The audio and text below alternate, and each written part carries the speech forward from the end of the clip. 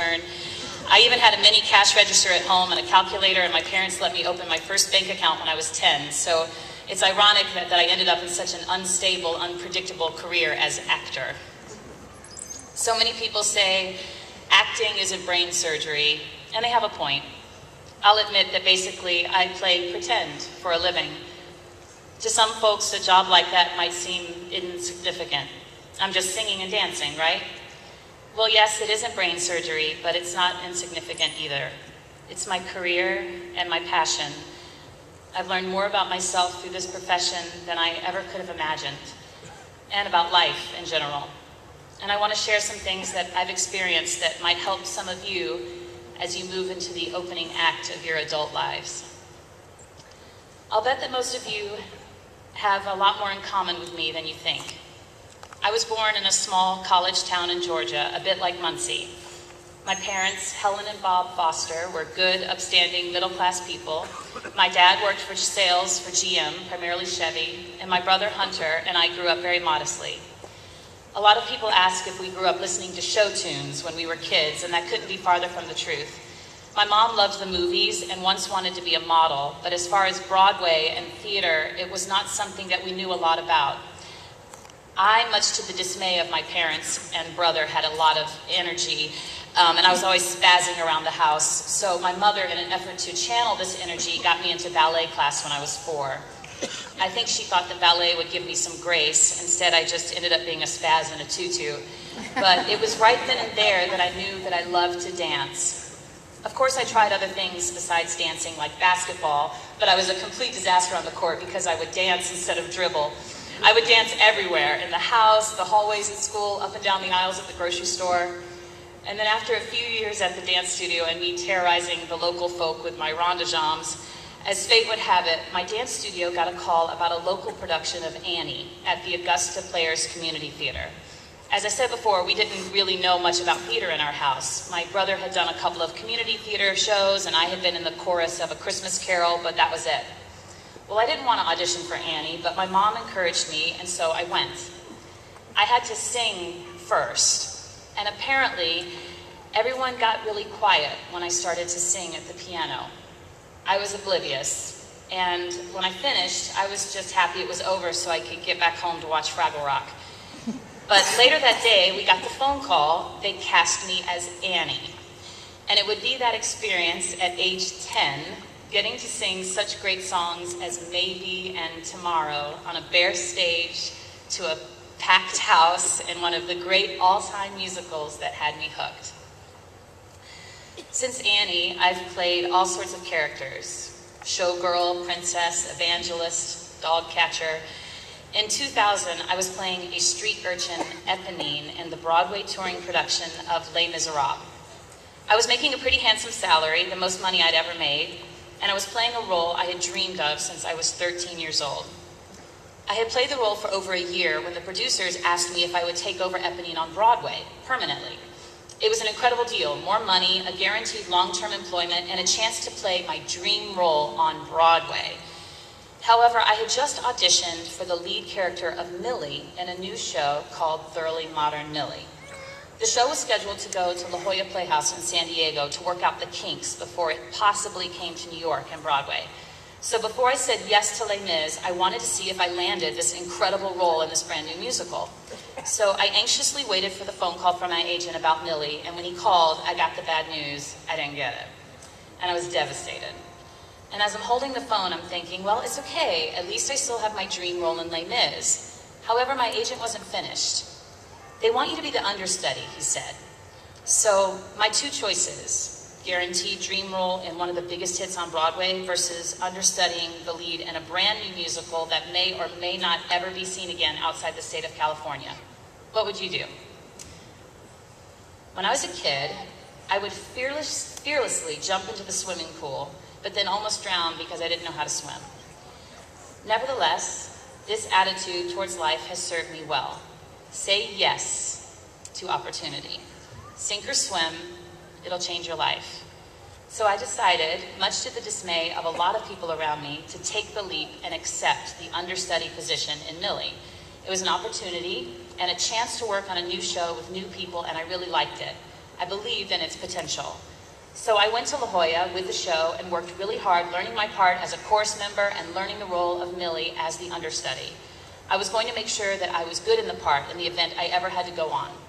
A few weeks into rehearsals, the woman they cast as Millie got sick, and I stepped in for her for a few days. I didn't think much about it. That was my job.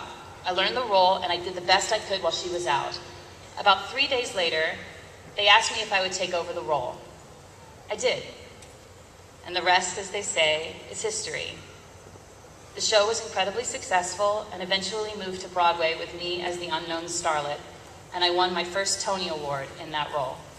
It was a huge hit on Broadway, and it changed my career forever. You have to have the courage to go with your gut and the willingness to take the smaller job. Like life, in theater, it doesn't pay to have a big ego. No job should be too small for you. If I didn't take the understudy position because I was too proud or felt it was beneath me, then I'm pretty sure I wouldn't be standing here in front of you today. So say yes.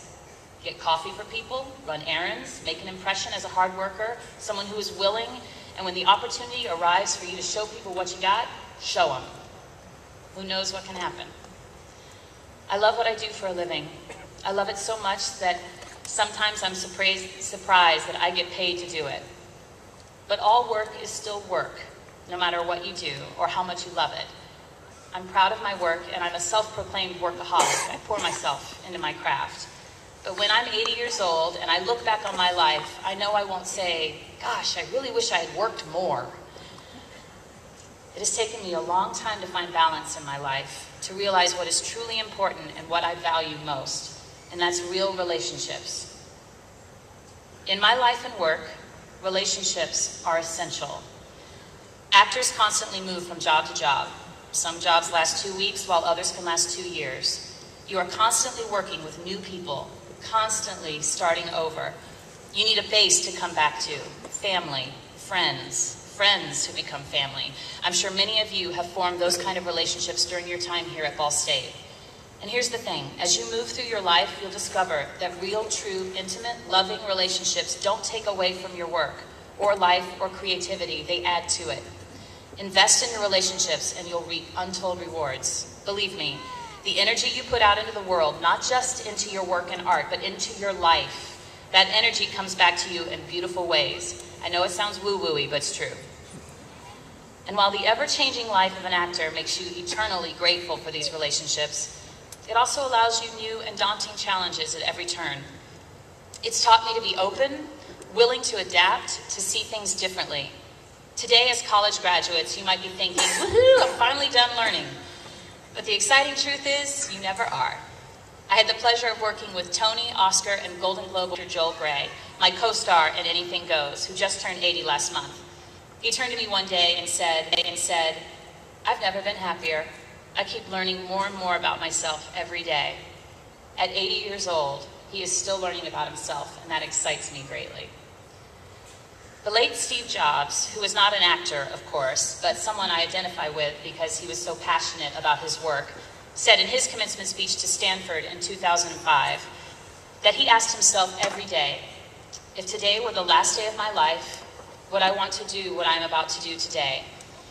And whenever the answer has been no for too many days in a row, I know I need to change something. I really like this question. It's a great tool for taking stock and challenging the status quo. But you have to have the courage to answer it honestly and then act on the answer. You must be the author of your own life. You have the power to do what you want with it. You can continue on your path or you can change that path at any time. It's your life, after all. There's one more bit of advice that I'd like to share, and it's one that most of the theater and dance kids recognize. My best advice to you, no matter what your profession is don't be a jerk. It just doesn't pay to be a jerk.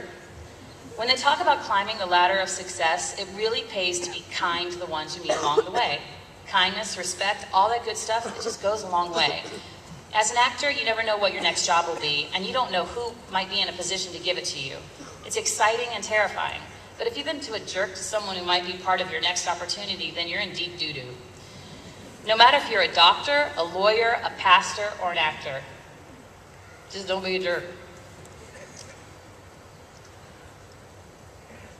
To make it in any profession and any job, you have to work hard and find a way to love it. All forms of success, from being a great mother to being a great actor, take tenacity and determination. They say for every light on Broadway, there is a broken heart, an unrealized dream. And that's the same in every profession. So you have to want it more than anyone else. And you have to be your own champion. Be your own superstar. Blaze your own path. Say yes to opportunity. Follow your instincts. Be eager and passionate. Keep learning. Nurture your real, lasting relationships. Don't be a jerk. And free your imaginations so you can become all that you want to be. Thank you so much, and congratulations to the class of 2012 of Ball State University.